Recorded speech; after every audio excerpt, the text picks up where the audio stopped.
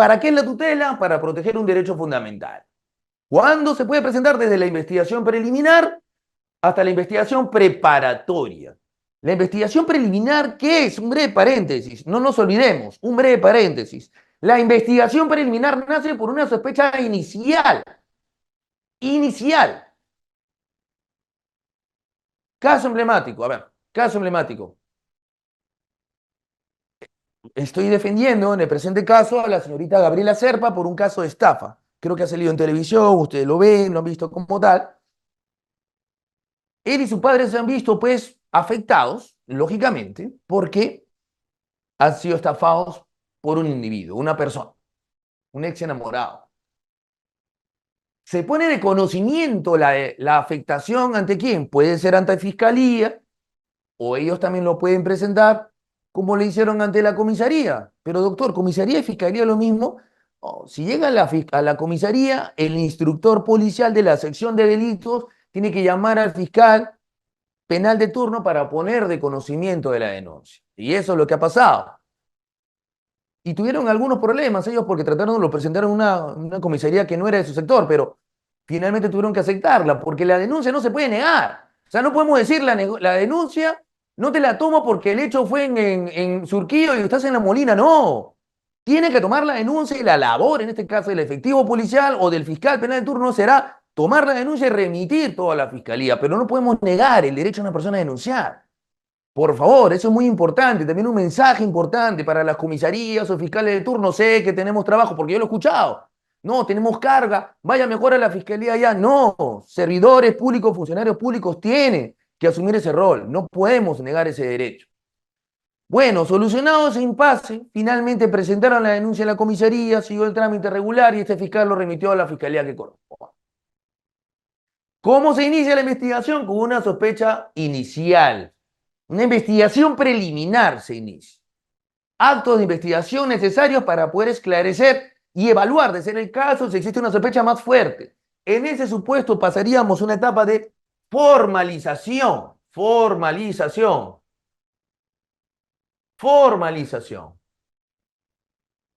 Investigación preparatoria. Me preparo. ¿Para qué me preparo? Y es importante resumir esto para que sepan dónde podemos presentarlo. ¿Me preparo para qué? Me preparo para realizar la acusación. Fiscalía se prepara. Puede acusar o puede hacer un sobreseimiento también. Ojo con ese tema. Pongamos que acuse. ¿Qué podemos hacer? Control material, control sustancial. Control material, podemos criticar la imputación, los verbos rectores, qué, cómo, dónde, cómo se realizó la imputación. Podemos criticar la utilización de elementos de convicción. A propósito de este caso de Ica que salió en la televisión, no sé si lo veremos o no, pero critiqué que para el hecho 2 se utilizaron los mismos elementos de convicción del hecho 1. O sea, copiamos y pegamos. No, pues. Desagreguemos bien. ¿Cuál es pertinente, cuál es conducente, cuál es útil para el hecho 1 y cuál es para el hecho 2? Declararon fundada como tal ese control material. Entonces, en la acusación puede existir control material y control sustancial. Ya tendremos seguramente la oportunidad de hablar control sustancial para no quedarnos con ese tema. Podemos presentar qué cosa, la llamada excepción de improcedencia de acción. Excepción de improcedencia de acción, ¿no? Demostrar la atipicidad del hecho. No, a ver, ¿qué podría hacer en el caso de Gabriela Serpa, este señor? A ver, pongamos, ¿no? Nos ponemos del otro lado, abogado del otro lado. ¿Qué podría hacer? Ah, no, esto no es un delito, esto es una obligación de dar suma de dinero. Esto es un proceso civil. No reúne los requisitos típicos para demostrar que es un delito, porque hemos firmado un compromiso de pago. Ah, no, que me demande por la vía civil. Señor juez, esto es un hecho atípico, ¿no? Justamente para la excepción de improcedencia de acción.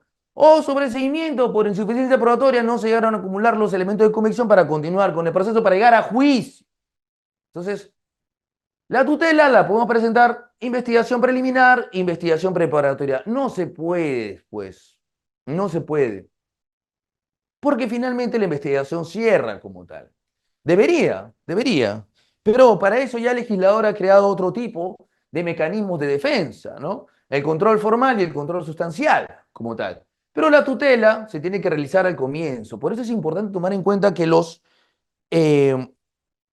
plazos a nivel procesal son importantes, no los podemos dejar, no los podemos dejar. Esta investigación o el desarrollo de los actos de investigación de la defensa son importantes para poder cuestionar la teoría del caso de fiscalía. Y antes de cerrar el tema de la señorita Gabriela Serpa, porque nos hemos puesto con una salida de sección de improcedencia de acción, ahora me pongo al otro lado como abogado, ¿qué podemos hacer? Decir, no, pues, doctor Helio, no se puede salir con la suya. Estafa en la modalidad de estafa contractual. La Corte Suprema también ha protegido esto. Estafa contractual. Porque lógicamente, ya como he puesto de conocimiento, en muchos casos, ya imputados decían, no, esta es una obligación de dar suma de dinero y con eso se defendían. No, ya no, la Corte Suprema ha zanjado esa estafa contractual. Tienes que responder, estafaste, utilizaste el contrato con ardid y astucia para poder perjudicar y despojar a alguien de forma patrimonial. Entonces, dicho esto, esta tutela de derechos de este mecanismo se puede presentar finalmente durante la investigación preliminar o preparatoria como tal. Ahora bien, ¿qué dice el Acuerdo Plenario 4-2010? Y tiene mucho que ver con el carácter residual de la tutela de derechos. Este acuerdo plenario, que siempre he citado en las resoluciones, ustedes podrán advertirlo, podrán encontrarlo como tal, hace referencia a que este mecanismo es residual por cuanto no existe otra forma, no existe otra manera para poder corregir el error del fiscal. No es errado afirmar que la audiencia de tutela es residual. Opera siempre que el ordenamiento procesal no especifique el camino determinado para la reclamación. ¿Cómo lo soluciono? ¿Qué más puedo hacer? Residual quiere decir que ya votaste, ya no puedes hacer más. Ya le pediste al fiscal solucionarlo. Ello no significa que el imputado o su defensor puedan cuestionar a través de la audiencia de tutela cualquier tipo de disposición o requerimiento que haga el fiscal, puesto que solo se pueden cuestionar, y esto es lo más importante, los requerimientos que transgreden la ley, que vulneran derechos fundamentales. No voy a cuestionarme ante tutela el hecho que el fiscal ha programado 4 actos de investigación en un día. No, no es ilegal. No, es que yo no puedo, doctor Helio. Tengo otras audiencias. No, no es ilegal. No es ilegal. Eso no es ilegal. Entonces, por eso es residual. No podemos cuestionar cualquier cosa. Solamente lo que genera una afectación al debido proceso. Por ejemplo, si se llevan a cabo diligencias en la presencia de su abogado, ya no tiene abogado, está ocupado, bueno, tendrá que pedir defensoría pública, defensor público, no tiene, y se lleva a cabo, eso sí podría cuestionarse. Entonces tiene que ser residual solamente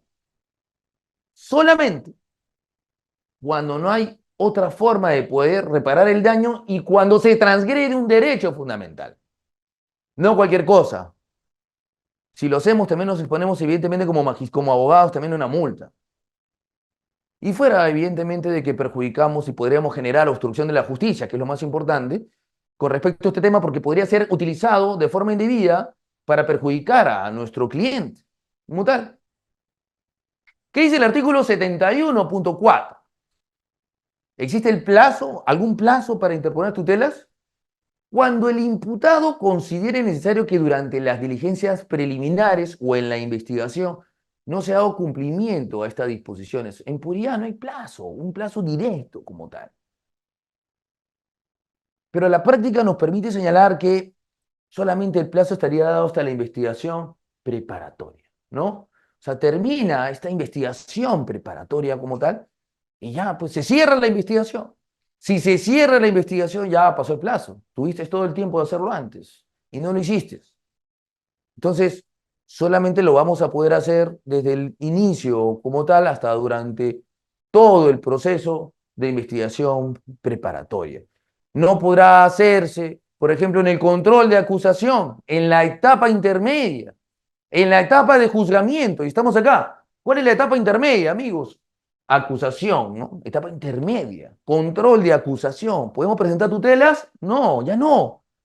¿Qué pasa si emiten una sentencia? Acá llegamos a juicio. Sentencia. ¿Podemos presentar tutela? No, ya no, ya. No se puede. No es la vía. ¿Qué pasa si apelas y te vas a la sala o al superior? ¿Podemos presentar tutelas? Tampoco. No se puede. Entonces, solamente podemos presentar las tutelas de derecho durante la investigación. ¿Cuándo cierra? En la investigación preparatoria. Ahora recuerdo un caso, ya lo dejo a discusión, ¿no? Este caso de Ica, lo comento porque es de público conocimiento, ¿no? Dos efectivos policiales cuestionados por un tema de cohecho. ¿Y qué es lo que pasó? Señalan que habrían requerido dinero. ¿Quiénes los intervienen? La DIRCOCOR. Doctor Helio, ¿quién hizo la DIRCOCOR? Es la División Policial de Corrupción de Funcionarios. Entonces, estos dos policías estaban en su camioneta, uno de ellos se bajó, paró a una persona, regresó esa persona, se fue y terminó el meollo del asunto. Después de 10 minutos aproximadamente, la DIRCOCOR interviene como tal a este camión, al camionero. Graban lo que tienen que grabar. Hay 5 videos, pero solo presentan 3. Ya después le contaré por qué presentan 3 nomás. Y luego, después de esto, intervienen a los efectivos policiales en Bermuda, ¿no? Yo quisiera saber hasta el día de hoy por qué el doctor Catacora, ojalá que algún día tenga la posibilidad de debatir con él, el señor, el fiscal de Ica, ¿por qué no me permitió a mí citar a estos señores, a este comandante? Yo quisiera preguntarle si era un operativo, porque si era un operativo, ¿por qué estaba con Bermuda, con sandalias? ¿Qué pasó con el comandante o las personas que estaban ahí? ¿Qué pasó también con respecto a los videos? ¿Por qué presentaron 3? Que cuando las cosas creo que se hacen mal, finalmente salen a relucir. Y estoy hablando con respecto a este caso porque es público. Video 1, 3 y 5 presentados. Y el video 2 y 4, ¿qué pasó? ¿Y qué pasó después? Hay una declaración del agraviado diciendo que me intimidaron, me bajaron. Y esos videos no están. El tema es que yo pedí que los incluyan, que los cite. Señor fiscal, cite, vengan. Me cierran la investigación. Me cerraron la investigación. Cuestioné yo por tutela. Doctor Helio, pero usted nos enseña que solamente se puede hacer hasta la etapa de investigación preparatoria, hasta el cierre. Sí, pues. Yo lo pedí durante la investigación preparatoria y no sé qué habrá pasado, pero el fiscal me cerró la investigación. ¿Y por qué? Porque recién tuve esa información. O sea, y lo curioso es acá, estimados amigos, que en la investigación preparatoria pidieron prórroga, pidieron prórroga. Pero cuando yo ofrezco estos medios probatorios que los llame, me cierran la investigación. Bueno, entonces, por eso es importante realizar el seguimiento respectivo con tu cliente, obtener la información lo máximo que puedas para poder cuestionarlo, porque si no, Fiscalía te va a decir, pasó la etapa. ¿Ah? Yo lo cuestioné después, porque no, pues me ha cerrado la investigación. Me ha cerrado la investigación. Entonces, mi labor mediante tutela fue tratar de plantear esto, y lo hago por lealtad procesal, porque no me quedó otra más que agotar la tutela por no pedir una nulidad procesal. Ya tendremos la oportunidad de discutirlo.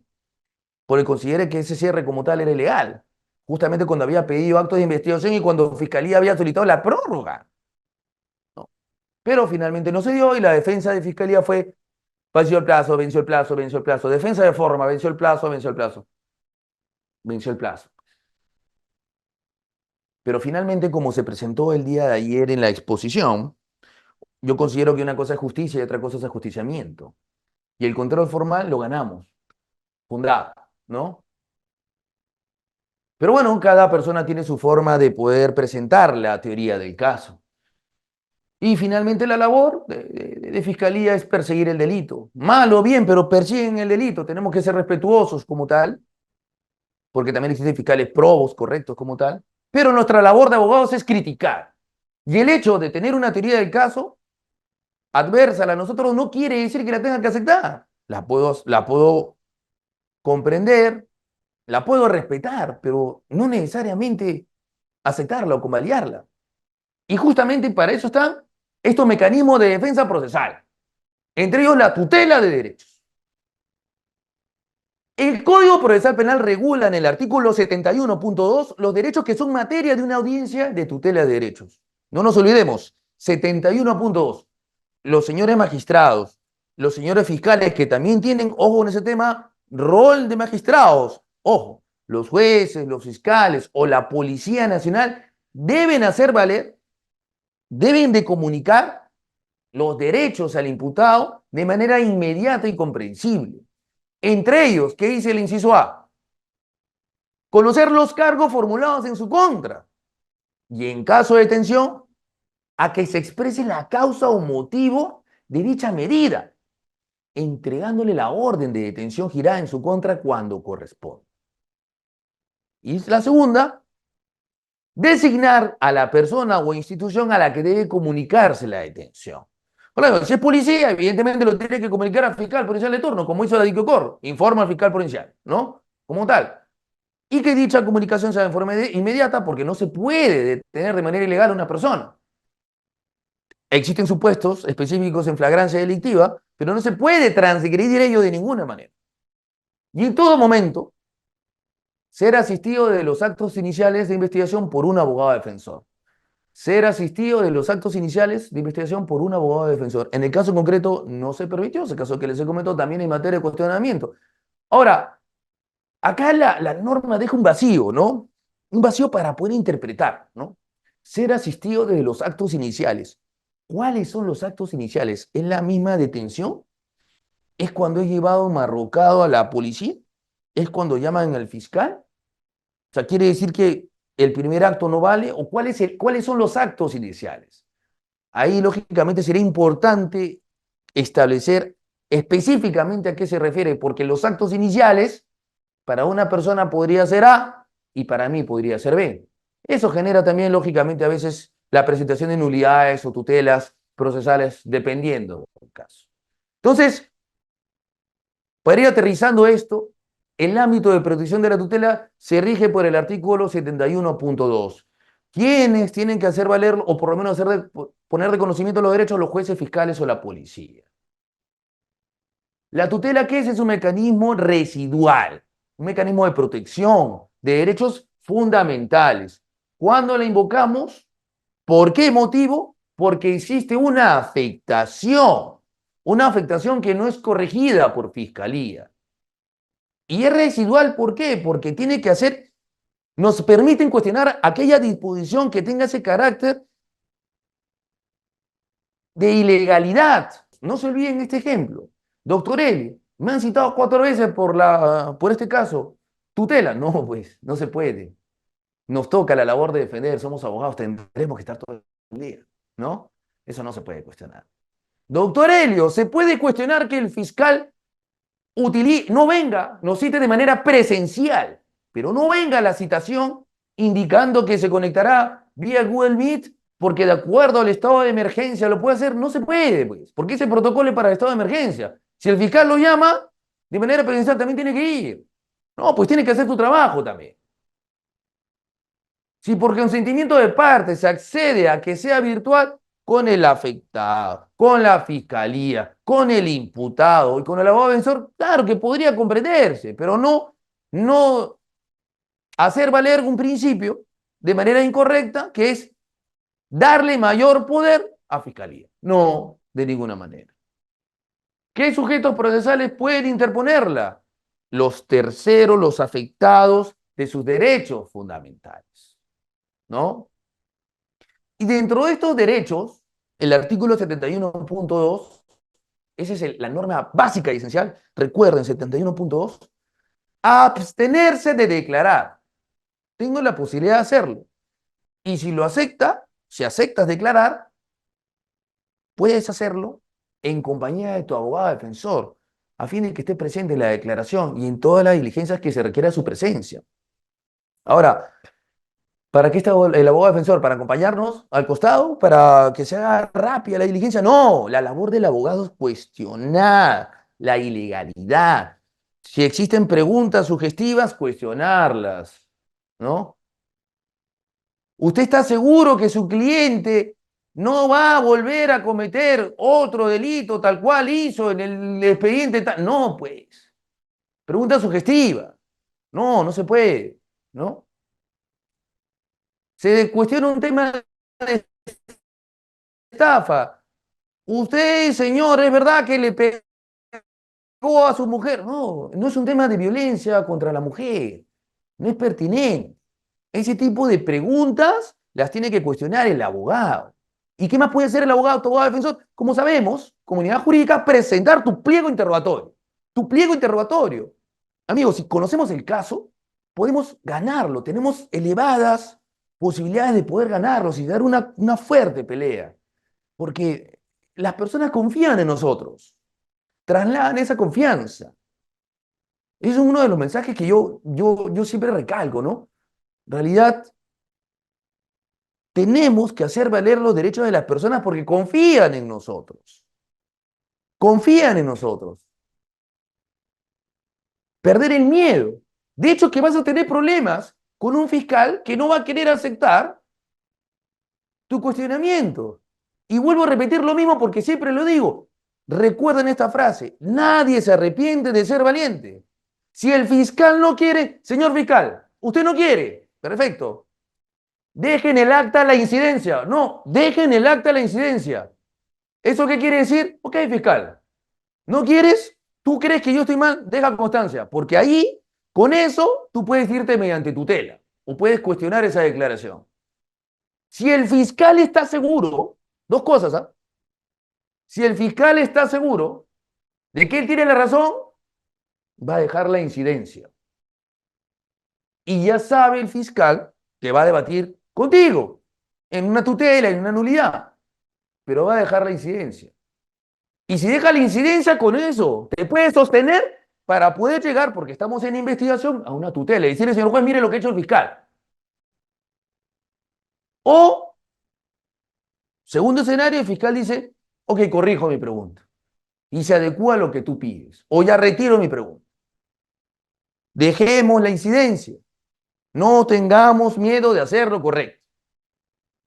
Muy importante tomar en cuenta que no se puede emplear en contra de nuestros patrocinados o cualquier sujeto de derechos medios coercitivos, intimidatorios o contrarios a la dignidad, ni a ser sometidos a técnicas o métodos que induzcan o alteren su libre voluntad. No, pues no podemos utilizar violencia. Podemos buscar incluso, recuerdo en internet, comisaría de Apolo, me llamó la atención cómo investigaban, cómo, o sea, no, o sea, yo sé, lógicamente, y soy respetuoso de la Policía Nacional, porque evidentemente nos protegen, pues, definitivamente. Pero también se tiene que realizar bajo el marco de lo legal, pues, ¿no? Entonces, no podemos pegarle, pues, a un delincuente, por más que nos dé ganas, evidentemente. No se puede lastimar a una persona, para eso está la ley, para eso está el fiscal, para imponer e imputar el delito, y el juez para sentenciar a un criminal, en caso corresponda. Por eso es que no se puede utilizar la violencia de ninguna manera. Entonces, dicho esto, ya tenemos claro qué es la tutela de derechos, cuándo la invocamos, qué sujetos la pueden interponer, ya lo tenemos claro. La defensa técnica, en este caso, doctor Helio, que está pretendiendo plantear una experiencia como defensa técnica. Ejerzo la defensa técnica del congresista Luis Gustavo Cordero Juntay. Yo la presento, porque en este caso lo están incluyendo sin ningún sustento, ¿no? No está motivada la disposición, ¿no? Actor civil. ¿Cuándo es actor civil? Actor civil. Tener en cuenta que la Procuraduría en determinados casos se puede constituir como actor civil. Doctor Helio, en Cristiano. Muy bien. Se inicia la investigación preliminar y preparatoria por un delito, digamos, de lavado de activos, ¿no? Lavado de activos, ¿no? Y en este caso, un caso emblemático, ¿no? Vamos a ver. El caso Blanco Saf. Yo estoy defendiendo ese caso, podemos buscarlo en internet. Blanco Saf. Pretenden sostener que existe organización criminal. Pues la denuncia penal dice, no se pagaron los beneficios laborales, se trató mal a las personas, no hubo los dividendos. Claro, yo puedo comprender la connotación civil, Y puedo estar de acuerdo en que se sancione a una persona por no pagarle los beneficios laborales a otra persona, pues es evidente. No es correcto, es ilegal. Pero de ahí a tener una connotación penal está mal. O utilizar una denuncia bajo la modalidad de organización criminal está mal. Está mal. Entonces, en este caso, hay más aún sostener que serían fondos ilícitos obtenidos de inversionistas que no han certificado el... Bueno, está mal. Pero en fin, Fiscalía lo está investigando. ¿Qué es lo que hace Fiscalía cuando es una denuncia por lavado de activos? Pone de conocimiento a la Procuraduría. Siempre. Procuraduría. Siempre. Lavado de activos pone de conocimiento. Otro caso, por ejemplo, este caso que defiendo, donde defiende a la señorita Elba Braco, ¿no? Que salió en la televisión también. Ese caso de la denuncia es un caso muy emblemático para mí a nivel técnico. Yo considero que lo vamos a ganar, pero es muy emblemático a nivel técnico porque la denuncia la presenta, en este caso, la empresa Primus de Chile, representada por un abogado que lógicamente tiene una trayectoria impecable y es un referente también para nosotros los abogados, que es el estudio Nakazaki, es el doctor Nakazaki. ¿Quién no va a conocer al doctor?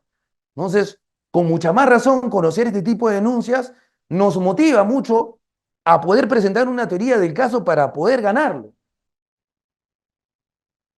Evidentemente es una denuncia muy sólida, muy fuerte y tenemos en esta oportunidad de debatir con un abogado de espléndida trayectoria como es el doctor Nakazaki, ¿no? Pero en ese caso el doctor Nakazaki presenta la denuncia como primo porque es su cliente y está bien, consideran que hay una afectación. Yo cuestiono que mi patrocinada no sabía nada, ¿no? El hecho de haber recibido un regalo no quiere decir que tenga que entender que hay lavado de activos. Pero ¿qué hace Fiscalía? Fiscalía pone de conocimiento a Procuraduría, ¿no? A Procuraduría. Por eso es que no citan a Primus a declarar, no citan al estudio Sousa a declarar. Tienen que citar al procurador. ¿Por qué? Porque de acuerdo a la Procuraduría, ellos son los afectados como tal. Entonces, no olvidemos que siempre para el tema de lavado de activos ingresa la Procuraduría. En estas denuncias de oficio o de parte. Otro caso que ingresa a la Procuraduría, el caso Limasa. Limasa. Vamos a poder buscarlo en internet. Recientemente lo hemos archivado. Después de cerca de 7 años. Denuncia de lavado de activos contra el señor Hiro, Kenji y Sachi Fujimori. No había absolutamente nada. Pero la fiscalía se demoró. Pero bueno, ¿en qué se sustentó la denuncia? Una ONG dijo, para mí existiría lavado de dinero en el incremento de capital de las empresas del señor Hiro porque aparentemente habrían traído dinero de Japón del señor Fujimori. O sea, la primera pregunta es, ¿cuál es el medio operatorio? Nadie citó a esta ONG. Yo cuando asumí la defensa lo cité. No, es que yo leí de un diario, no voy a decir el diario. No aportó nada más. Pero a lo que voy es que el tercer afectado sería Procuraduría. Fiscalía comunica a Procuraduría. Lo hemos archivado en primera instancia, pero Procuraduría lo que ha hecho es presentar un recurso de elevación de actuados. No se olviden, elevación de actuados. Es para cuestionar al fiscal superior. Fiscal superior, el fiscal de primera instancia se equivocó, no tiene la razón y el doctor Helio se ha equivocado. Bueno, lo ve con el recurso de elevación de actuados. Pero ¿qué hubiera pasado si durante el desarrollo de la investigación hubieran vulnerado un derecho de Procuraduría? Por ejemplo, no los hubieran convocado a la citación de mis patrocinados. Evidentemente, es una vulneración a su derecho. Entonces, pudieron haberlo cuestionado mediante tutela de derecho, porque son partes procesales. Entonces, ya sabemos cuándo es defensa técnica o nosotros o la Procuraduría. En este caso, cuando se comunica al procurador como tal. Tercero, civilmente responsable. En Cristiano, doctor Helio, un caso en el cual se realiza un atropello a una persona. Lesiones como tal, y esta persona finalmente se incorpora al proceso como tercero civil. ¿Por qué? Porque quiere una reparación. Porque el delito penal, ¿quién lo persigue? Fiscalía. Pero la reparación civil, ¿quién la va a pedir? El tercero civil responsable. En este caso, el agraviado, ¿no? Un caso también que salió hace poco. Ella como tal podría pedir, mediante tutela de derechos, que no se vulnere mediante alguna disposición o algún acto. no la citaron en la declaración, a su defensa, de la agraviada que fue atropellada, no la citaron en la declaración del cliente, doctor Helio. Eso está mal, pues, evidentemente. Tiene que corregirse y volverlos a citar. También puede, mediante tutela, ¿no? Entonces, en líneas generales ya tenemos claro qué es la tutela, mecanismo residual, para proteger derechos fundamentales. Cuando la invocamos lógicamente durante el desarrollo de la investigación preliminar y preparatoria. Ojo con ese tema, porque Fiscalía puede cerrar la investigación y perdemos la oportunidad. No procede en acusación en etapa intermedia, en sentencia, en etapa impugnatoria no se puede. Tenemos que solicitar a Fiscalía la corrección primero, porque si no, evidentemente lo van a cuestionar y van a decir improcedente, esa es la defensa siempre que sale. ¿Y quiénes lo pueden presentar? La defensa técnica, el tercero civil y finalmente, como tal, el actor civil. Siempre bajo los alcances del Acuerdo Plenario 4-2010, que es el resumen de lo que he venido detallando, ¿no? ¿Quiénes lo pueden presentar? ¿Cuándo? ¿Como tal? ¿Y de qué manera? ¿Y cuál es el rol del juez en una audiencia de tutela? De acuerdo a lo señalado en el acuerdo plenario, valga la redundancia, el juez de investigación preparatoria, no se olviden esto, ¿ah? Se dirige en un juez de garantías. El juez de investigación es un juez de garantías. O sea, no solamente es investigación, garantías, tiene que poner en igualdad de armas a las partes, ¿no? Se dirige en un juez de garantías durante las diligencias preliminares y la investigación preparatoria, ejerciendo en su función de control de derechos ante la alegación del imputado de que se ha producido la vulneración de uno o varios derechos reconocidos específicamente en el artículo 71 del nuevo Código Procesal Penal. Recuerden esto, acuerdo plenario 4-2010. El juez de investigación preparatoria tiene el mismo rol de juez de garantías, ¿no? ¿Y qué es lo que hace? ¿Cuál es el rol? El rol es ejercer un control de los derechos, no se olviden, control, voy a colocarlo acá, control de los derechos, control de los derechos, por la presunta afectación alegada por el imputado, en función a lo señalado en el artículo 71 del nuevo Código Procesal Penal. Por tal motivo, cuando sustentemos, siempre en nuestra tutela, tenemos que hacer presente, señor juez, usted tiene el rol de juez de garantías, usted controla los derechos, usted no puede permitir que se vulneren nuestros derechos, porque de acuerdo al artículo 71, Fiscalía ha hecho tal y tal disposición que a nuestro entender contraviene el principio de legalidad. Explicada ya la parte teórica con respecto a ello, voy a tal vez comentar un poco también este acuerdo plenario, ¿no? La tutela de derechos se usa antes o después de la infracción de los derechos que goza el imputado, ¿no? No se puede antes, pues. O sea, no podemos advertir una afectación anticipada. Tiene que darse. Tal vez en Common Law se pueda dar de manera anterior, sí, porque derecho americano, porque se puede guiar de la apreciación de un fiscal persecutor del delito, pero en nuestro sistema, la única forma de poder hacer valer estos derechos se da cuando ya está consumada la infracción. Y cuando está consumada es cuando recién podemos llegar mediante tutela de derechos para poder corregir. Señor juez, que me vuelvan a emplazar para estar presente en la declaración. Entonces, como tal, el acuerdo plenario 4-2010, hemos comentado el fundamento 12, el fundamento 11 y el fundamento 12, que son los más trascendentales, nos permiten apoyarnos con respecto a la posibilidad de poder accionar mediante tutela de derechos cuando se encuentra ya afectada la vulneración del mismo. Solamente cuando se encuentra consumada. Cuando está consumada, ahí lo podemos hacer. Este es el resumen del acuerdo plenario 4-2010, el fundamento 12. Entonces, explicado ello, ya tenemos los alcances jurídicos, dogmáticos y también relacionados al acuerdo plenario, que siempre se usa a colación en las presentaciones de tutela de derechos, ¿no? Pero ¿qué más? ¿Qué otro importante tema podemos utilizar? Y se ha intentado en algunos escenarios excluir material probatorio, esta prueba indebida, ¿no? prueba prohibida, ¿no? ¿Qué dice el acuerdo plenario? 4-2010, esa es nuestra Biblia, fuera del código, ¿ah? No se olviden. El fundamento 17. A través de la audiencia de tutela se podrá solicitar la exclusión del material probatorio obtenido ilícitamente, siempre que no exista una vía propia para alcanzar este propósito y que tenga que ver con la afectación o vulneración de alguno de los derechos fundamentales del imputado, reconocido en el artículo 71 del nuevo Código Procesal Penal. Entonces, a través de esta tutela, no nos olvidemos, podemos solicitar la exclusión cuando es obtenido este material probatorio de manera ilícita. Le robé el celular al policía y eso lo voy a... No, no se puede. Ha sido obtenido de manera ilícita. He grabado sin consentimiento de las partes. También no se puede, evidentemente. La transgresión de un derecho a la intimidad tampoco se puede sostener para obtener esto de acá.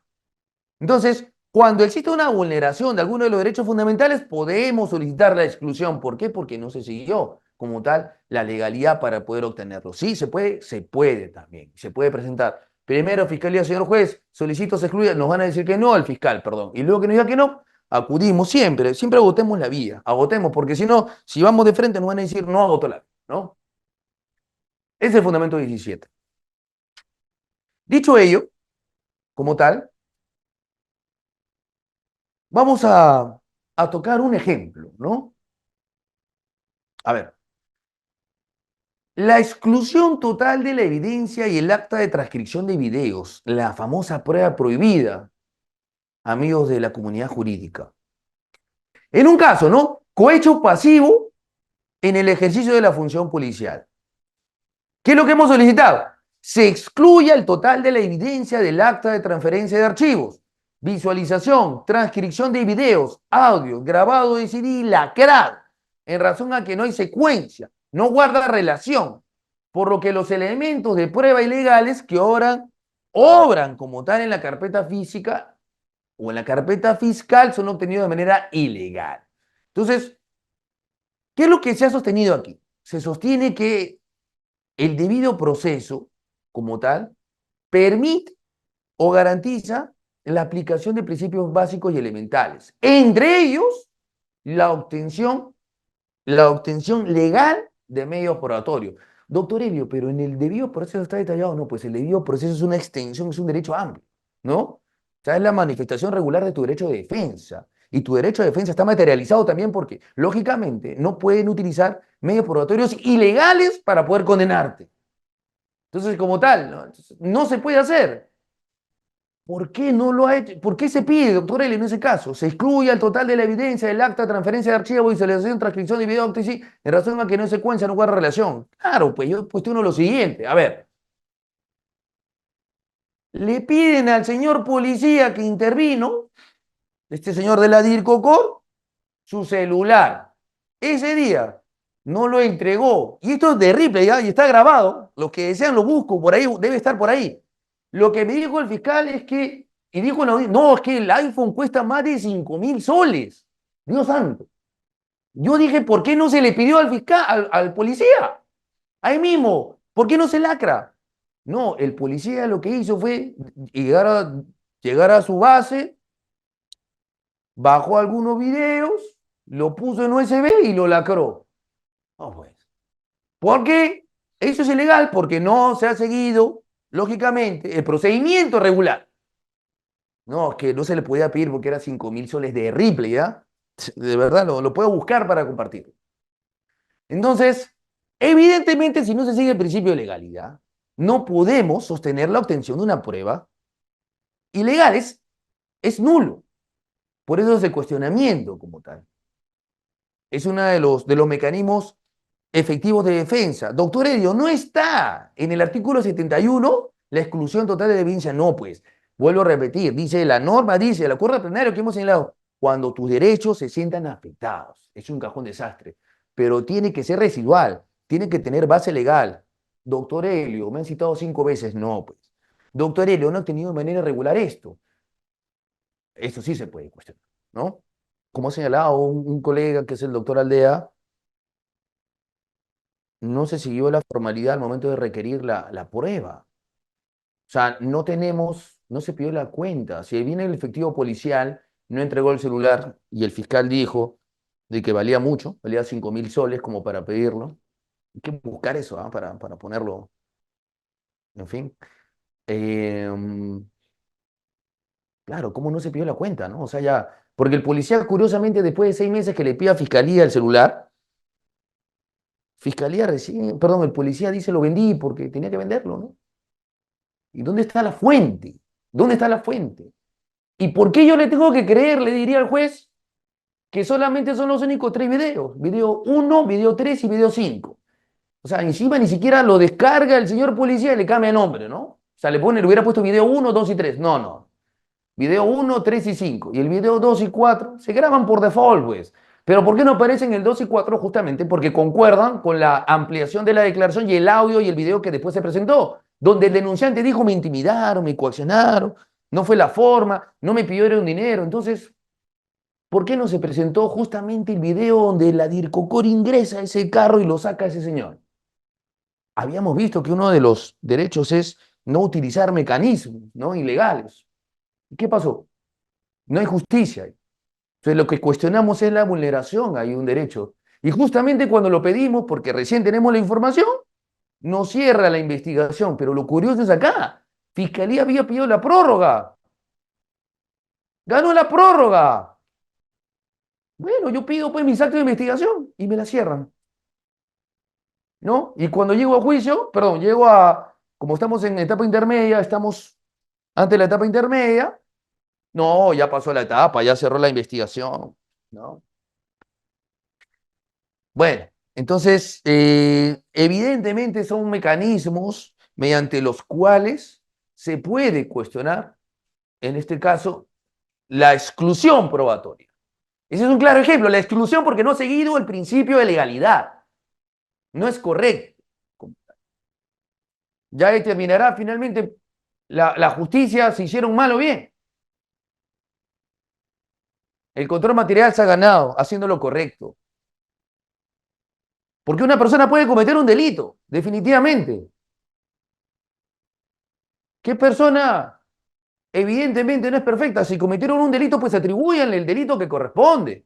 No sumemos delitos.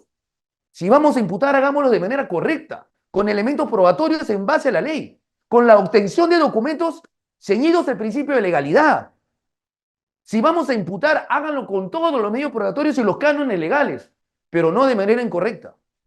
Y justamente ese es el rol del abogado defensor. La defensa técnica, no se olviden. Y ese es el rol de juez de investigación de preparatoria, que como ya hemos hablado, es un juez de garantías. ¿Y para qué? Recordemos, ¿para qué? Para controlar los derechos, la vulneración de los derechos. ¿Desde dónde? Desde el inicio de la investigación preliminar hasta la investigación preparatoria. Cuando tus derechos son conculcados, son restringidos y Fiscalía no los quiere corregir. Entonces, ese es un ejemplo de un caso que se sigue dando al día de hoy y definitivamente va a servir de ejemplo y espero compartir con ustedes prontas novedades con respecto a este tema. Por lo pronto ya el control material se ha ganado y espero algún día tengamos la posibilidad de ser invitados para conversar sobre la etapa intermedia, una etapa tan importante, ¿no? Con respecto a la posibilidad de ejercer el derecho de defensa, el derecho de defensa eficaz, a hacer respetar los derechos como tal. Se nos pasó la etapa, ¿qué podemos hacer? La última que tienen, comunidad jurídica, etapa intermedia, control de acusación. Esperemos tener la posibilidad de poder en algún momento conversar sobre ello.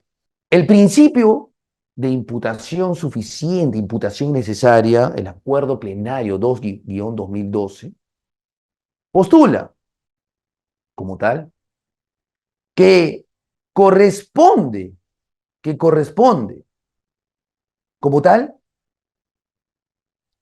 aplicar los verbos rectores. Es una garantía procesal donde se busca dar a conocer a la defensa los motivos por los cuales te encuentras imputado.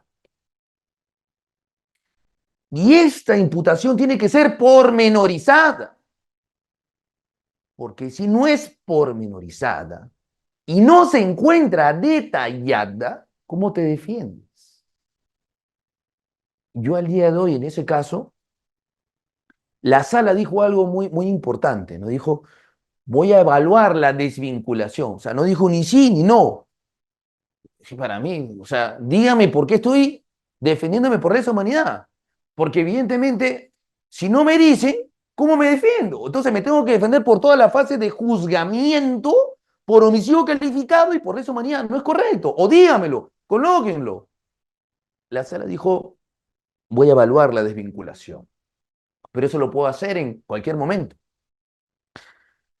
Bueno, es sana crítica por mi parte porque eso me involucra a defenderme por dos imputaciones, ¿no?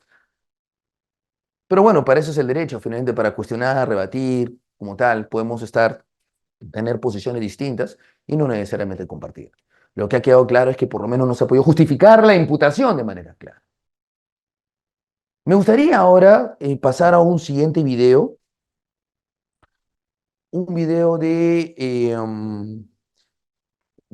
también de tutela de derechos, y en breve lo vamos a exponer, muy puntual, así 2 minutos, como el que acabamos de exponer, donde vamos a detallar también la necesidad de poder realizar este tipo de acciones procesales.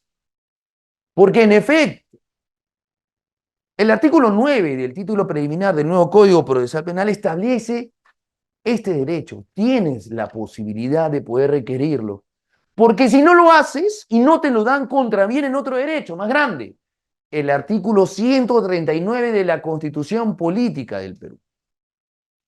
Y este proceso como tal tiene que tener garantías mínimas e indispensables para hacer valer como corresponde tu defensa eficaz, tu teoría del caso. No corresponde de ninguna manera limitar el debido proceso.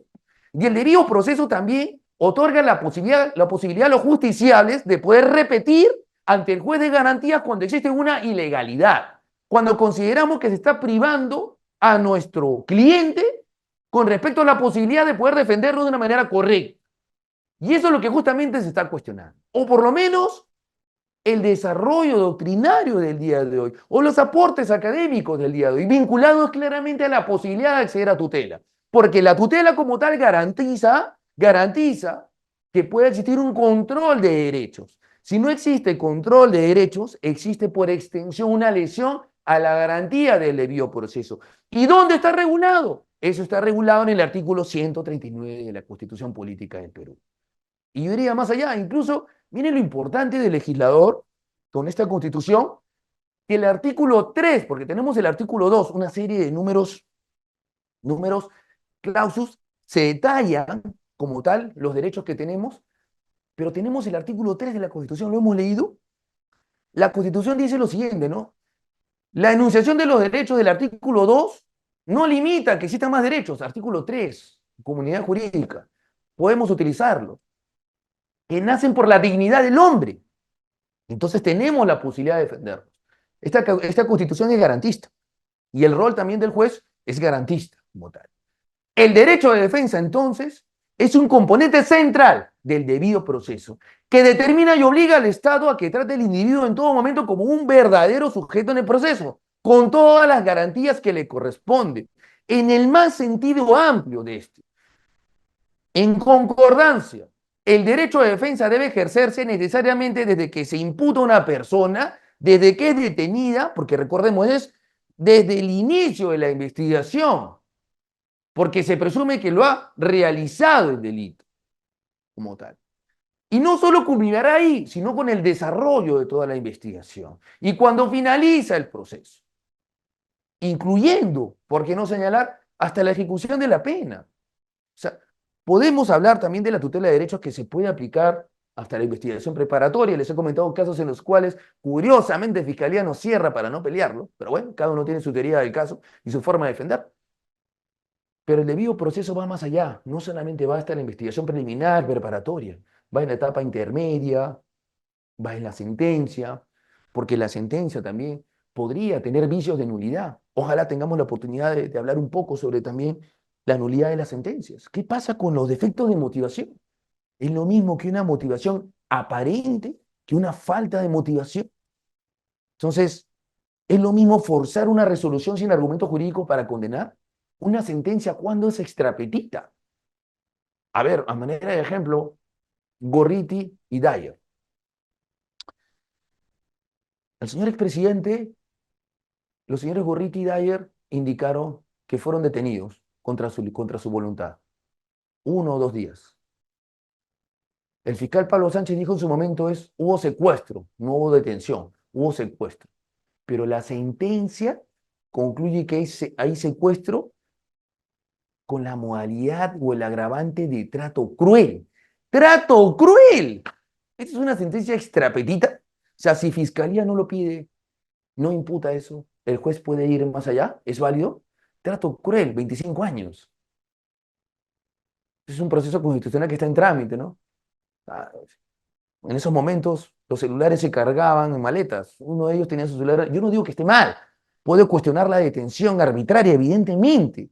No es permitido. Y no se va a negar eso porque en ese momento se tomó conocimiento en un discurso público al cual el señor presidente llegó y le dijeron, yo fui detenido. En este caso, el señor Gorriti. Evidentemente no se puede amparar como tal una detención. Yo considero que fue una detención arbitraria. Pero de ahí existir que hubo secuestro y más aún decir que existió trato cruel, pegar, dañar, vejar a una persona para condenar a alguien por 25 años, yo considero que está mal. Y tengo también como abogado la posibilidad de cuestionar como tal. Y eso es un ejemplo que nos permite a los justiciales para poder accionar, porque tenemos el derecho al debido proceso. Doctor Elvio, pero está sentenciado. Fue sentenciado en primera y segunda instancia. ¿Podemos hacer algo? Podemos acudir a la vía constitucional. Habeas corpus, primera instancia. Segunda instancia, sala constitucional. ¿Y a dónde llegamos? Al Tribunal Constitucional. Y el Tribunal Constitucional podrá, en última instancia, definir si la sentencia es correcta o no es correcta, si es nula o no es nula, que es lo que buscamos como defensa. Y eso tiene que ver mucho con el debido proceso. El debido proceso está en todo momento, desde el inicio hasta incluso en la ejecución de la pena. ¿Y por qué no mencionar hasta incluso también los beneficios penitenciarios? Todo como tal corresponde en definitiva. Entonces, el debido proceso va hasta el final. La obligación del fiscal en la acusación. Y esto tiene que ver con la acusación. Investigación preliminar, preparatorias, no cierra la investigación en fiscalía. ¿Y qué puede hacer? Sobreseer o acusar. Acusar. La acusación, inciso B, 349. La relación tiene que ser clara y precisa del hecho que se atribuye al imputado, con circunstancias precedentes, concomitantes y posteriores. En caso de contener varios hechos independientes, la separación y el detalle de cada uno de ellos. Ustedes, estimados amigos, han visto una noticia periodística. ¿Cuál es el hecho 1 y cuál es el hecho 2? No lo sabemos. Y eso me llevaron a mí a etapa intermedia, en esta acusación. Por eso es que fue fundado, mire, y ha sido hace tiempo, porque no está claro, Fiscalía no precisa de manera clara, y no está mal, son seres humanos, solo que tienen una labor mayor, porque la imputación de cargo genera que la otra parte pueda ser condenada y se encuentre privada de su libertad. Y yo no digo que una persona aquí, acá los señores sean inocentes o no, yo lo que estoy señalando en esta etapa es que la imputación tiene que ser correcta y clara, si no, ¿cómo me defiendo? Y la labor no es del abogado, ¿eh? La labor es de fiscalía, la carga de la prueba es de fiscalía, la labor del abogado es defender. Se verá en juicio, en la etapa de juzgamiento, la prueba estelar, valoración de la prueba, finalmente, si son culpables o inocentes, pero en la etapa intermedia, en la acusación, como vemos en el artículo 349, inciso B, esta relación tiene que ser clara y precisa, con las circunstancias precedentes, concomitantes y posteriores. Y en caso de contener varios hechos, la separación y el detalle de cada uno de ellos. Si no está, evidentemente, la imputación se encuentra evidentemente incorrecta. Entonces, ya hemos desarrollado como tal los alcances de lo que es la tutela de derechos, los alcances. Cuando la invocamos, qué sujetos procesales pueden interponerla, la defensa técnica, actor civil, tercero civil responsable, qué es lo que se busca con la tutela, el control de derechos, y cuándo se da, cuando la invocamos en la investigación preliminar y preparatoria. Ojo que nos cierren la investigación, por eso tenemos que ser rápidos con ello, antes de la acusación como tal, y en efecto lo que se busca es subsanar o ordenar al juez de investigación preparatoria que tiene el rol de juez de garantías que controle, en este caso, la irregularidad.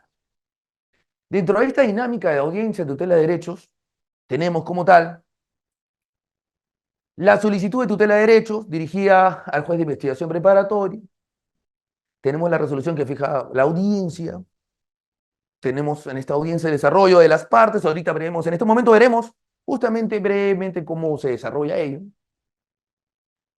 Si sale fundada, una de las partes puede apelar, evidentemente, y se va a la sala de apelaciones. Depende mucho si apela o no apela. Mi patrocinada fue aspirante a colaborador eficaz. Aspirante a colaborador eficaz. ¿No? Cuando se genera el cuaderno de aspirante a colaborador eficaz, no sabemos el nombre, se supone, nadie lo sabe. En otro cuaderno, mi patrocinada pues declaró, pero si uno busca ser aspirante a colaborador eficaz, evidentemente, buscas encontrar un mecanismo de solución. En su declaración en la carpeta principal, se abstuvo de declarar. Ojo, pero abstenerse de declarar no quiere decir que estoy asumiendo responsabilidad. Ojo con ese tema. En el cuaderno de colaboración eficaz, donde no aparece su nombre como tal, declaró. Entonces, ¿qué es lo que hizo Fiscalía? Fiscalía para meter o pretender imponer una prisión preventiva, lo que hizo fue lo siguiente. Utilizó una declaración de aspirante a colaborador eficaz. ¿Cómo va a ser eso? Entonces, a ver, mi patrocinada va a acogerse a este beneficio como tal. En ese incidente da su declaración, pero en la carpeta abierta no la da. Guarda derecho a guardar el silencio. Pero llega la prisión preventiva, elemento de convicción 1. Declaración de aspirante a colaborar eficaz donde habría cometido tal cosa. ¿Cómo es eso? O sea, para un caso sí lo utiliza, pero para otro caso no. Entonces yo digo, no prioriza la colaboración eficaz, se queda dormido el incidente, no se concluye como tal, pero sí lo puede utilizar para meter a la cárcel a una persona, a la misma persona que declara. ¿Cómo va a ser eso? Entonces, evidentemente solicité, pues, que se quede sin efecto. Eso está mal. Eso contraviene el principio de objetividad de la investigación fiscal. Por todos lados. Y era justamente lo que se cuestionaba como tal. Ahora, volviendo a esta dinámica, porque hemos hablado de la primera instancia, ahora vamos a hablar de la segunda instancia como tal. Recibido el auto, la sala fija la fecha para la audiencia. Se supone que son 72 horas. Qué importante es cuestionar ese caso, en verdad, porque utilizar elementos como la declaración de aspirante a colaborador eficaz para meter a la cárcel a alguien está mal, a la persona que se está acudiendo a ti para poder lograr este beneficio. ¿De qué manera? ¿Cómo? Entonces, y las cosas se van dando con su tiempo porque finalmente salieron en libertad, por lo menos este requerimiento de prisión preventiva ya no. Se ganó en primera instancia, se perdió un tema. Pero lo que voy es que no podemos utilizar ello. Si la resolución llega a segunda instancia, la norma dice son 72 horas como tal. Se fija la fecha de audiencia para la apelación. Y luego de ello las partes discuten, pero acá hay un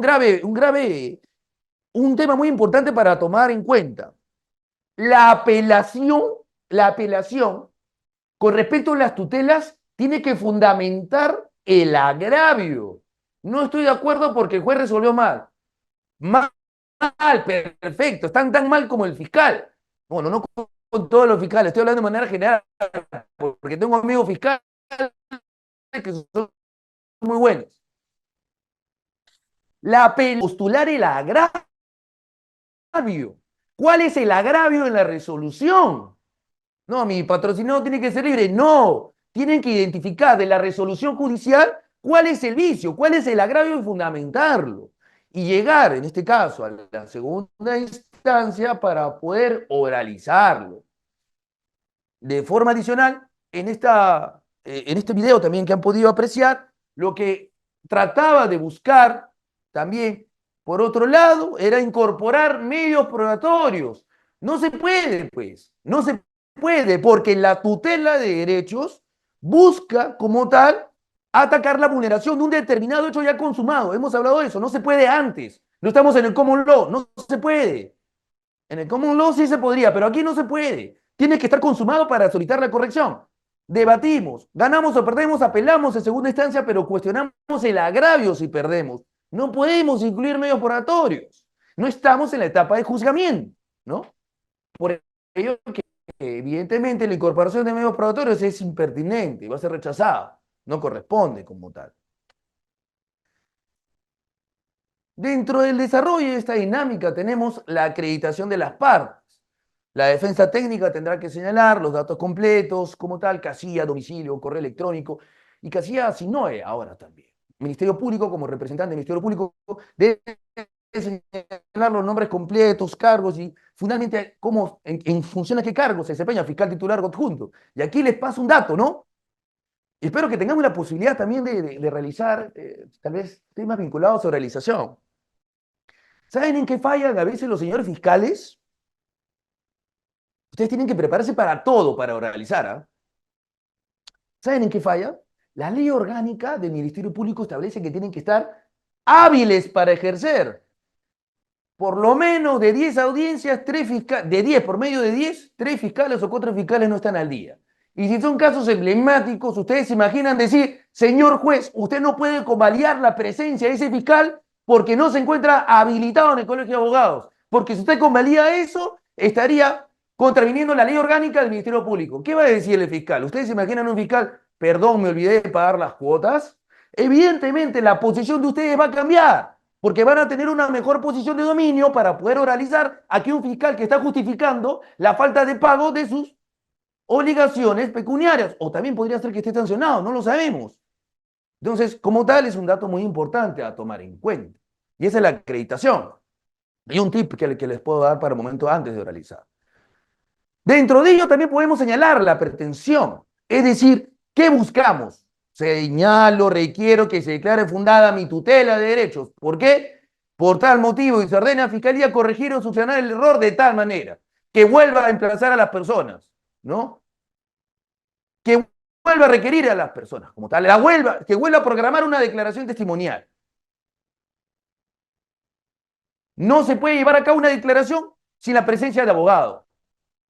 No se puede llevar de manera virtual porque ya no estamos en estado de emergencia sanitaria. No puede ser que el fiscal no vaya y el abogado tenga que ir con la otra parte delante del efectivo policial y el fiscal no.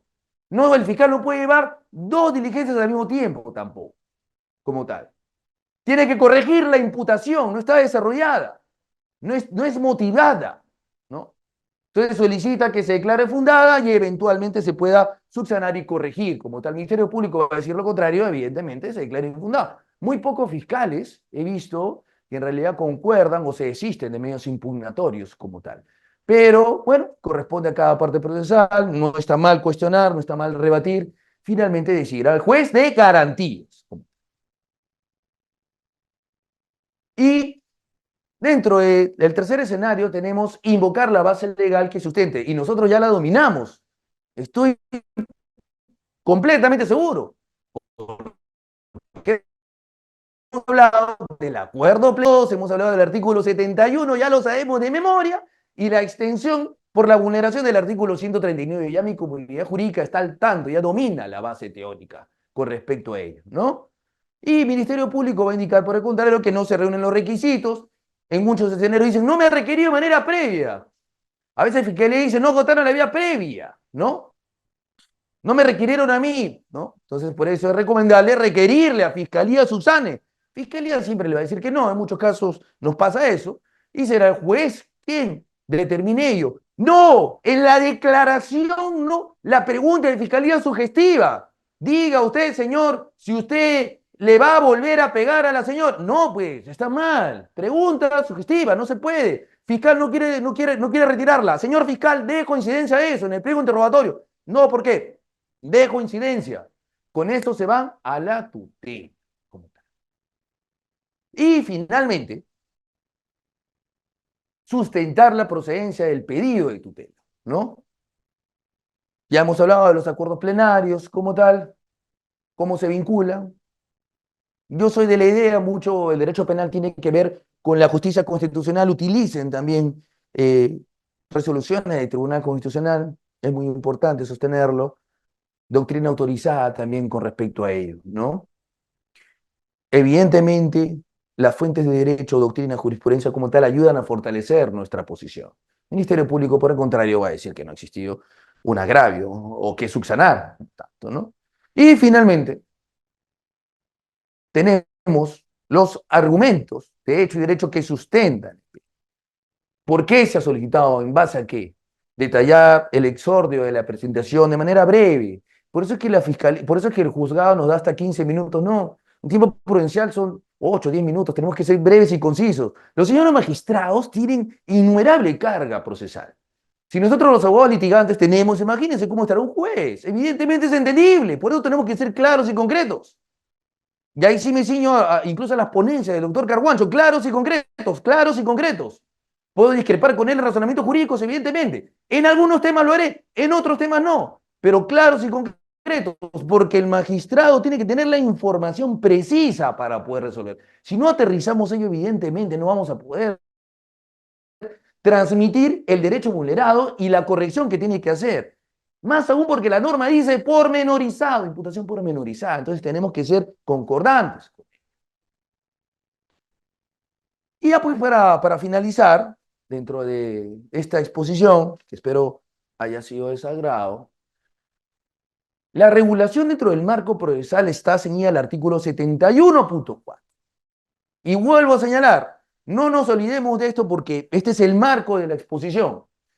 Cuando el imputado considere que durante las diligencias preliminares o en la investigación preparatoria no se ha dado cumplimiento a sus disposiciones o que sus derechos no son respetados, puede acudir a tutela. 71.4 de acuerdo plenario. La tutela de derechos es un mecanismo procesal que garantiza justamente la corrección de la vulneración realizada por fiscalía y tendría que estar ya consumado, no nos olvidemos. Cuando lo invocamos en el estadio de investigación preliminar y preparatoria. Ojo con ese tema porque nos podrían cerrar la investigación y ya no podemos cuestionar nada. ¿Quiénes lo pueden presentar? Lo puede presentar la defensa técnica, el doctor Riera, el abogado encargado, el abogado de oficio, el actor civil o el tercero civil de ser el caso. Y siempre al amparo del resguardo del principio de legalidad. ¿Ante quién? Ante el juzgado de investigación preparatoria, que tiene también su rol de juez de garantías, quien a su vez es el juez que controla los derechos, porque tiene un rol constitucional. Y dentro de la dinámica, no nos olvidemos, ya para ir cerrando, tenemos claramente la presentación de la solicitud a fiscalía. Si la aceptan y lo arreglan, perfecto, pero si no lo arreglan y te responde, acudes con la solicitud al juzgado de investigación. Y luego de ello, fijan audiencia. Luego de ello, debatimos con fiscalía. Siempre los tips esenciales. Investiguen contra quién van a debatir. ¿Qué problemas tiene? ¿Ha tenido antecedentes fiscales? ¿Cuál es su tendencia? Eso tiene mucho que ver con la jurisprudencia. ¿Cómo va a resolver el juez? Ahora con el internet es más fácil. ¿Cuál es su tendencia? ¿Cómo resuelve? El fiscal también, ¿cómo ataca? No es difícil ahora entender, ¿no? Evalúen los puntos débiles también de la contraparte para poder encontrar un vacío y encontrar finalmente un punto que pueda beneficiar su teoría del caso. Debatimos con fiscalía. Tenemos 10 o 15 minutos para exponerlo. ¿Cuál es la base legal? La base legal es el artículo 71.4 y los acuerdos plenarios ya señalados. Fiscalía lo va a negar, evidentemente, es parte de.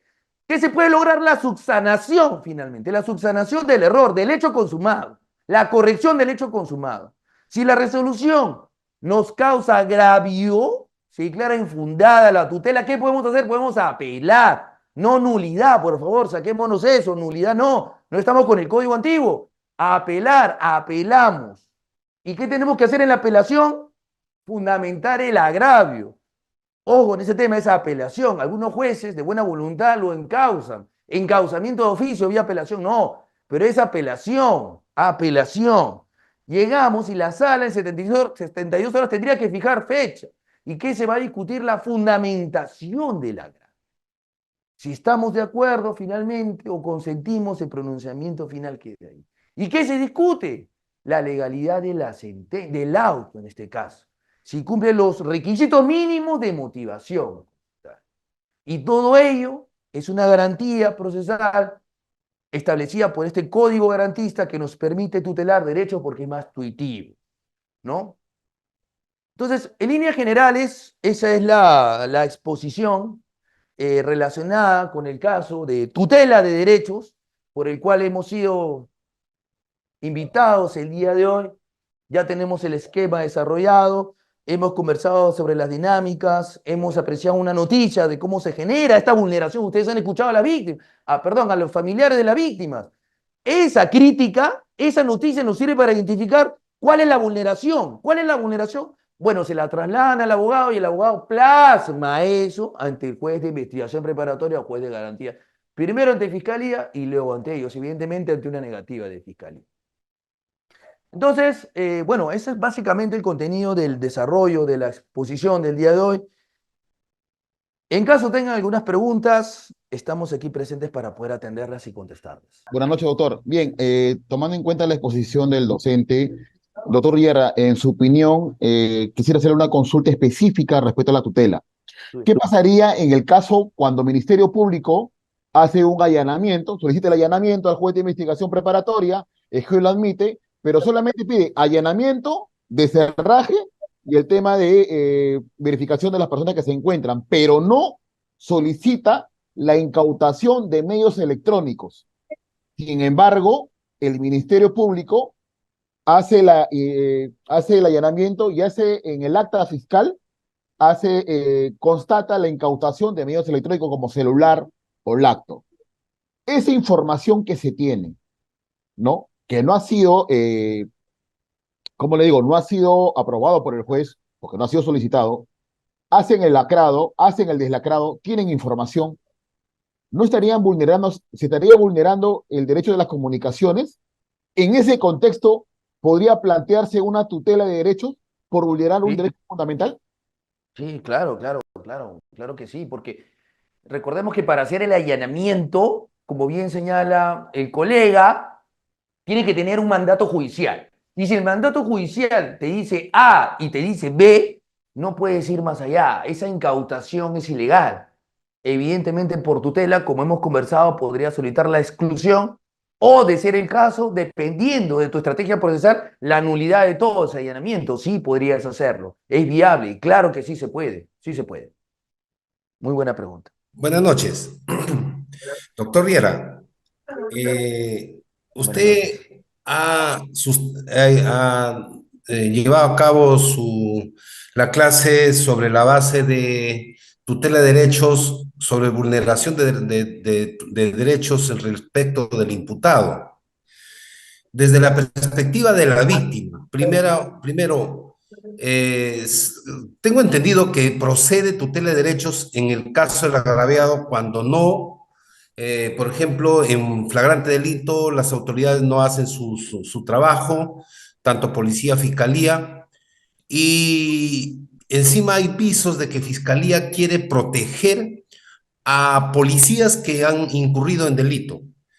Eh, Uno, quiero como que corroborar si efectivamente la parte agraviada puede plantear tutela de derechos y dos, qué derechos fundamentales estaría vulnerando, dado que existe pues toda la intención de fiscalía de encubrir a policías que han incurrido en delito.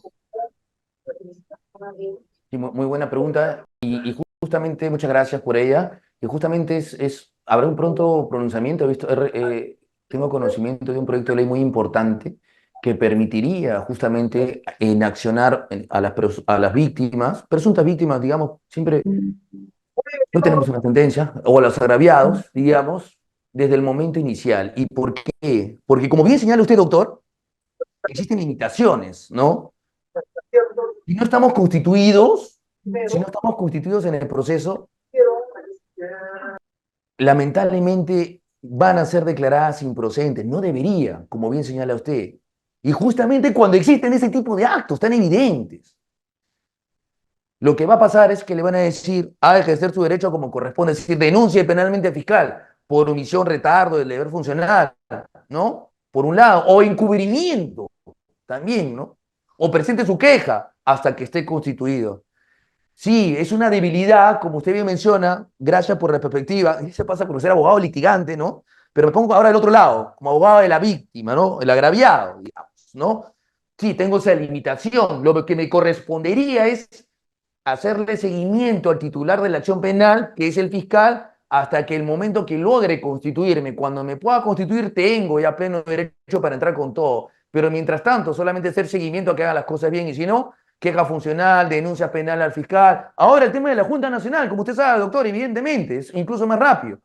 En línea general son los mecanismos de acción que tenemos para evitar que sucedan este tipo de cosas, ¿no? Sin embargo, es muy importante lo que usted menciona y ya existen ya proyectos de ley buscando ello. Darle mayor limitación a la ejecución. Sí, justamente eso preocupa porque se estaría vulnerando la justicia y el derecho a la verdad, ¿no? Son derechos fundamentales. Tiene toda la Entonces, razón. por allí Comparto yo le justo la pregunta. consultaba viendo la experiencia que tiene toda vez que he podido, ahorita no tengo a la mano, pero sí creo que puede acudir en vía de tutela de derechos. Claro, está siguiendo el procedimiento que corresponde, ¿no? Porque es bien, por sí o por sí solo prácticamente, un caso a nivel preliminar lo archiva y chao, simplemente cuando existe el sesgo, el interés por proteger al delincuente, simplemente, como usted dice, la opción a que se formalice y poder recién acudir o solicitar bueno, por eso que yo le decía dentro de su experiencia, porque yo considero de que sí, sí procede, ¿no? Bueno, justamente se trata en este caso de aclarar estos puntos de vista. Muchas gracias, Sí, doctor. concuerdo con usted, doctor. Sí tenemos mecanismos, denunciar, quejar a la Junta. Y sí, pues tiene razón, la víctima en ese momento necesita una defensa pues inmediata. Lamentablemente, Defensoría Pública no tiene logística, no les echo la culpa a ellos. Yo veo cuando debato, incluso hasta colegas, que lamentablemente no tienen ni uniforme, ni saco. Yo lo sé, yo lo veo. Y son debilidades que permiten que la contraparte pueda utilizarlas. Por el momento, incluso pedirle al defensor público, a ver, encárgate, denúncialo a la Junta, no lo va a hacer, pues usted tiene razón, no lo va a hacer porque tiene encarga. Sí, pues es difícil, es un sistema de regulación más complejo, esperemos que se pueda cambiar, pero comparto con usted, si es una vulneración evidente, se tiene que cuestionar, debería hacerse y esperemos que se pueda hacer esas reformas que seguro se van a dar muy prontamente. Doctor, dos cuestiones que he podido apreciar a nivel del Ministerio Público en cuanto a investigación, para, por favor, sus comentarios. La primera consiste en la siguiente. Dentro de una investigación que se venía siguiendo, habían agraviados y parte denunciante. En esos términos, eran familiares los agraviados y la parte denunciante, con la salvedad de que los agraviados eran personas adultos mayores y con incapacidad absoluta, ¿ok? Fallecen dentro de la investigación los agraviados, fallecen por cuestiones de la vida, y los denunciantes solicitan al fiscal a cargo de la investigación se les considere agraviados dentro de la misma, como punto número 1, y punto número 2, tener acceso a la carpeta fiscal. Y el Ministerio Público contestó de que ese petitorio de considerarse agraviados y ya no denunciantes, se tenía que solicitar ante el juez competente Sí, pues, para constituirse en actor civil. Pero nosotros sabemos de que la constitución de actor civil limita la posibilidad a posterior de poder plantear alguna indemnización en la vía civil, valga la redundancia.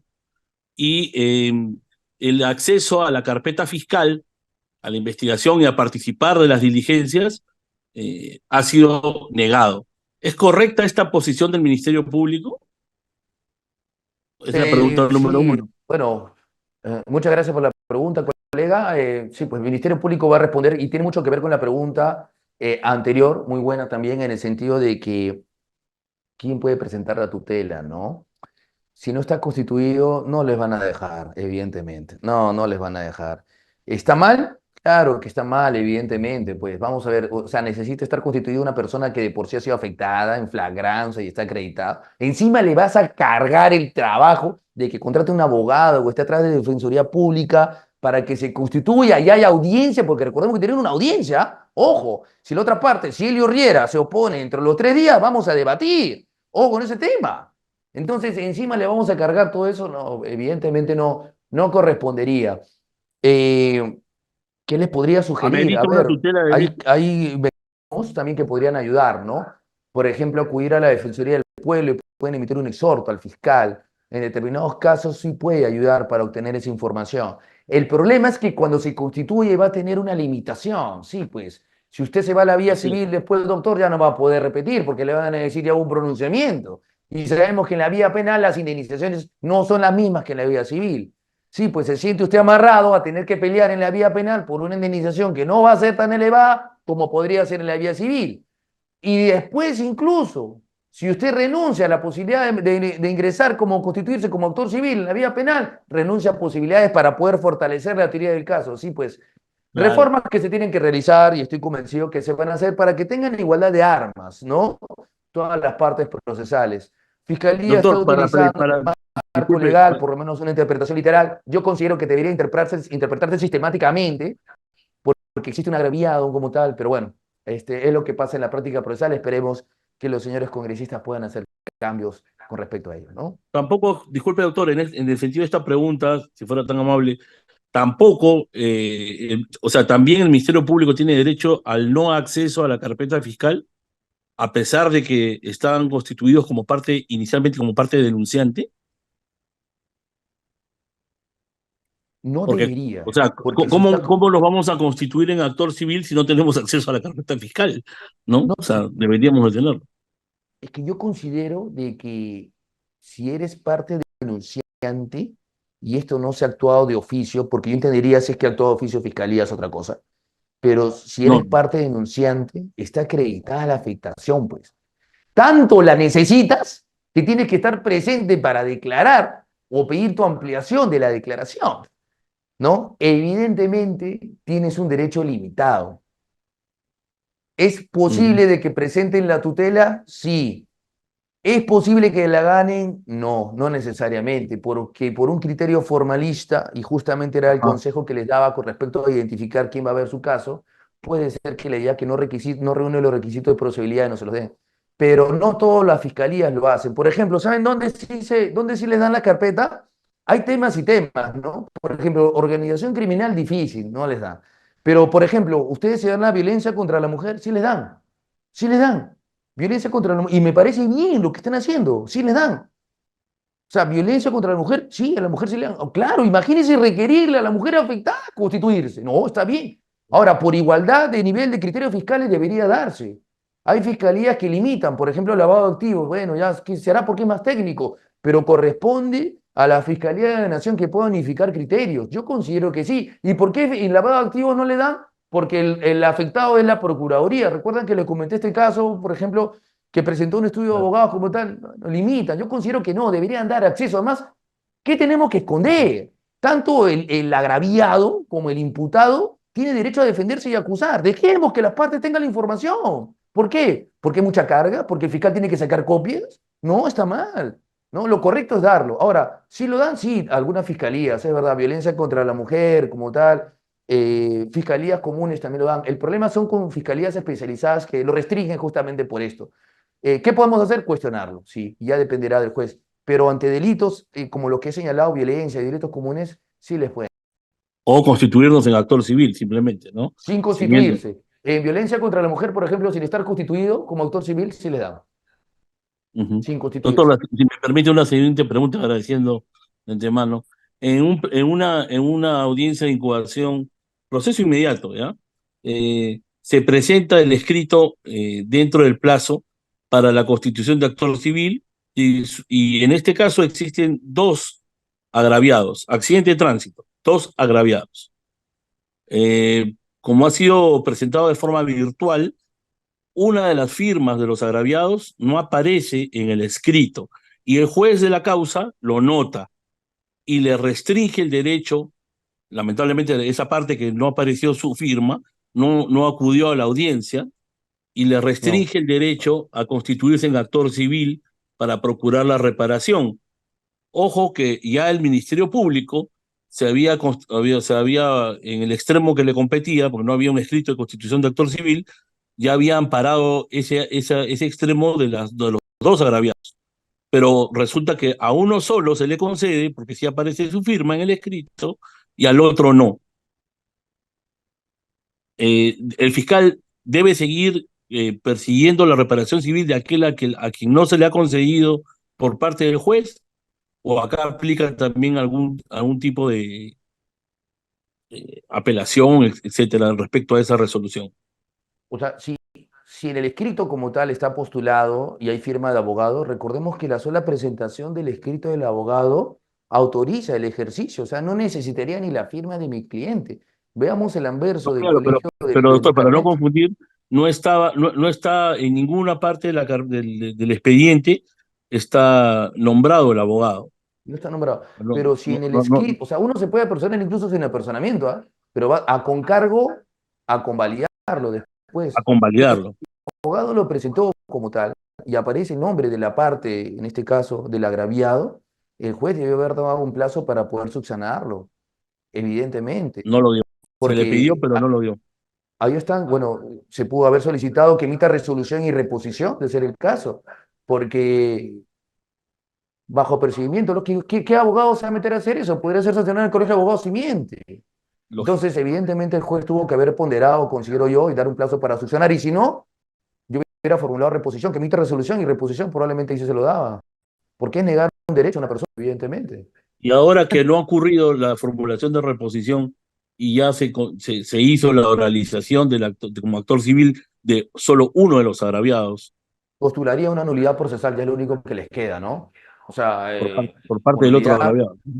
por un vicio flagrante, pues en la norma hay una restricción de derechos, ¿no? Evidentemente. Y es más, me atrevería a decir incluso hasta que sería una causal de recusación, o solicitaría una inhibición, y si no lo recuso, evidentemente. Ese es un claro ejemplo de falta de principio básico de imparcialidad.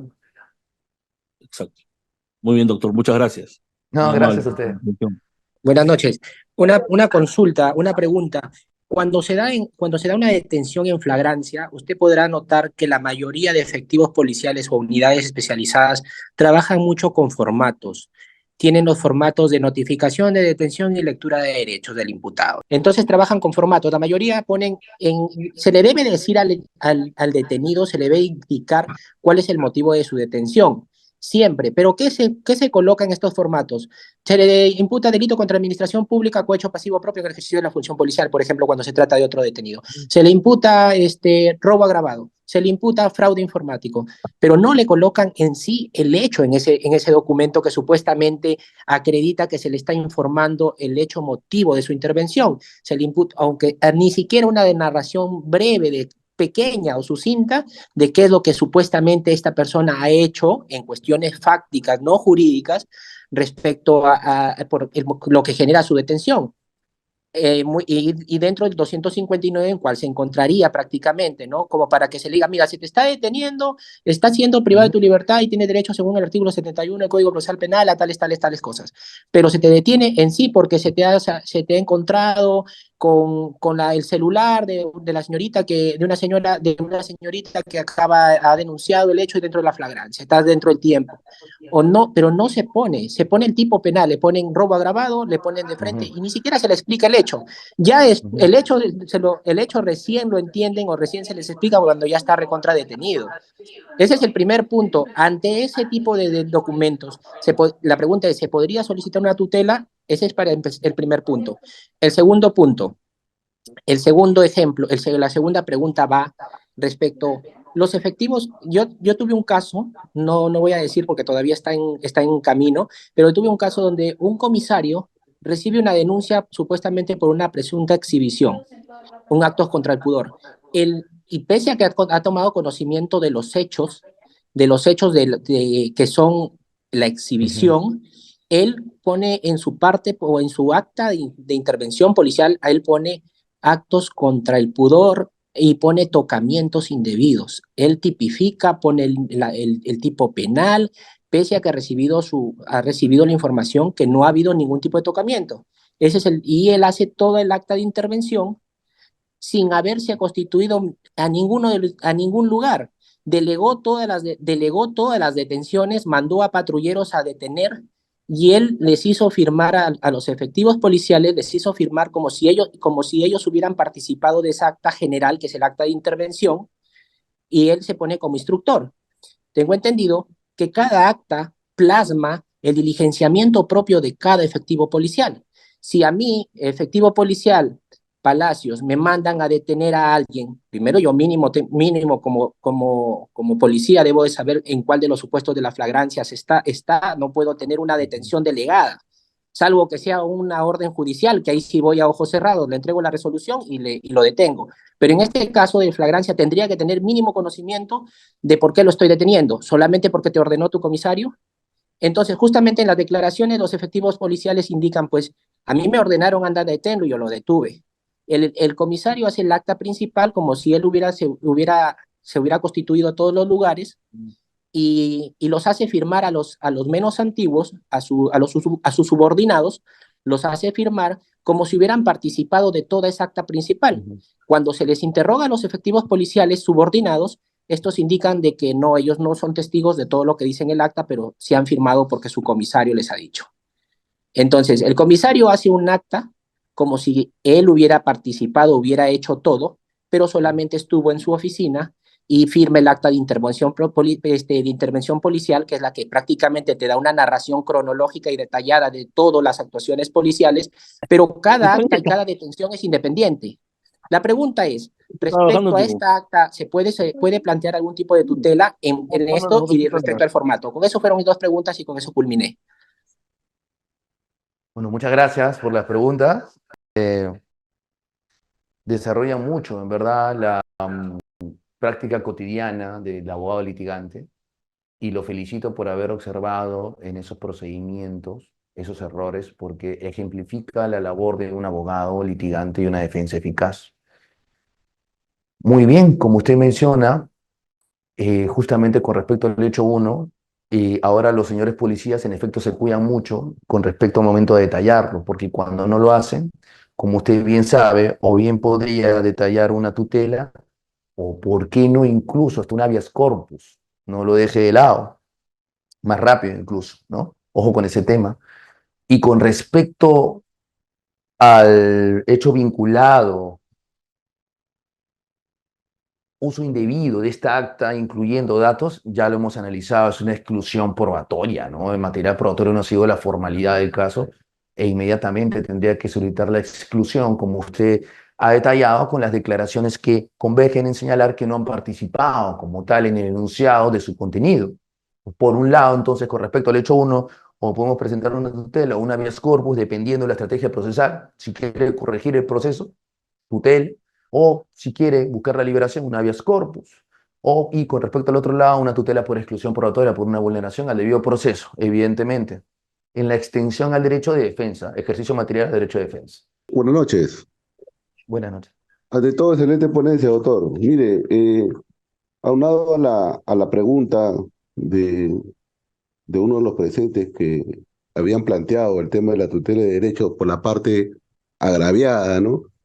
En este caso, doctor, en un proceso, por ejemplo, cuando se da eh, la afectación de un derecho, por ejemplo, de la parte agraviada que se lleva a cabo en el proceso, le pongo un caso concreto, ¿no? Por ejemplo, se lleva en cámara Gesell sin participación de la defensa pública, o que exista una diligencia que se haya practicado sin cambiando el horario de la diligencia, ¿no?